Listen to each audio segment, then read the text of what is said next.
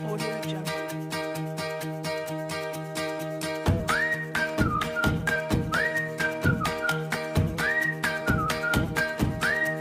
Audio Jungle.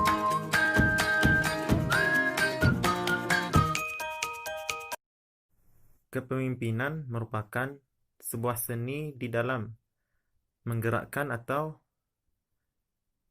mengendalikan orang lain agar bisa melakukan sesuatu yang dapat mencapai tujuan-tujuan dari sebuah organisasi.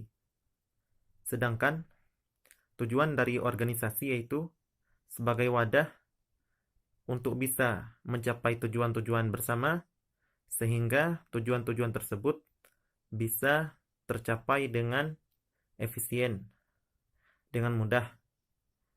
Jika dilakukan dengan sendiri-sendiri, maka tujuan organisasi akan susah untuk dicapai. Materi yang selanjutnya yaitu mengenai fungsi kepemimpinan dan sifat pemimpin yang harus ada. Fungsi kepemimpinan yaitu untuk mengarahkan tugas-tugas yang menjadi prioritas sehingga kita dapat menyelesaikan tugas-tugas penting tersebut tepat waktu. Kepemimpinan juga berfungsi untuk meningkatkan produktivitas. Selanjutnya, sifat pemimpin yang harus ada itu ada 3. Yang pertama, pemimpin itu harus pintar. Yang kedua, pemimpin itu harus jujur. Dan yang ketiga, pemimpin itu harus bertanggung jawab. Karena di organisasi kita diajarkan bagaimana cara kita bersikap baik dan menghargai setiap usaha orang, dan bagaimana dan kita juga dilatih berbicara di depan orang banyak, karena tidak semudah itu kita berbicara di depan orang banyak. Nah, di setiap organisasi pasti adanya suatu acara. Nah, di sana kita dapat melatih bagaimana cara kita memimpin suatu anggota kita agar kegiatan itu berjalan dengan lancar. Nah, itulah pentingnya organisasi itu. Tentang faktor-faktor pembentuk perilaku sosial. Yang pertama ada perilaku dan karakteristik orang lain.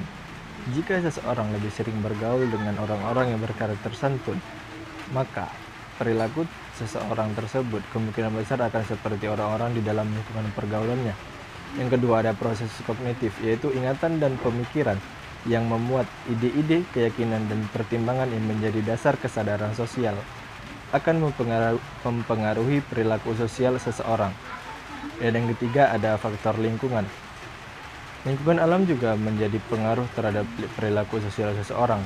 Jika seseorang yang tinggal di daerah pantai atau pegunungan yang biasa berkata lebih keras, maka perilaku sosialnya seolah keras pula.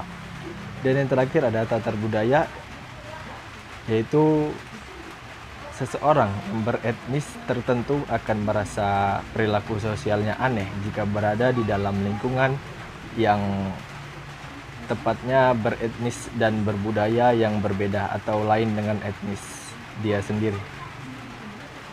Assalamualaikum warahmatullahi wabarakatuh. Saya Ega Wulandari, NIM 19003134. Saya akan membacakan materi selanjutnya, yaitu pentingnya karakteristik sosial dan teori sosial, di mana ada 4 kategori utama yang dapat membentuk perilaku sosial seseorang. Yang pertama, perilaku dan karakteristik orang lain. Yang kedua, proses kognitif. Yang ketiga, faktor lingkungan. Dan yang keempat, tata budaya. Selanjutnya, teori sosial untuk menjadi pemimpin. Yang pertama itu, pemimpin itu harus disiapkan, dididik, dan dibentuk, tidak terlahir begitu saja. Yang kedua, setiap orang bisa menjadi pemimpin melalui usaha, penyiapan, dan pendidikan, serta didorong oleh kemauan sendiri. Sekian dari saya ucapkan terima kasih. Baiklah, saya akan melanjutkan materi yang selanjutnya. Perkenalkan, nama saya Nurhaira Agustin. Materi yang saya sampaikan adalah membangun aksi sosial di masyarakat dan karakteristik pemimpin. Hal yang dianjurkan untuk membangun karakteristik pemimpin yaitu masuk organisasi, bangun relasi, ikut ruang-ruang diskusi, dan yang lainnya mampu mendukung diri kita sendiri untuk berkembang. Adapun teori-teori sosial untuk menjadi pemimpin yaitu pemimpin itu harus disiplin, dididik, dilatih, dan dibentuk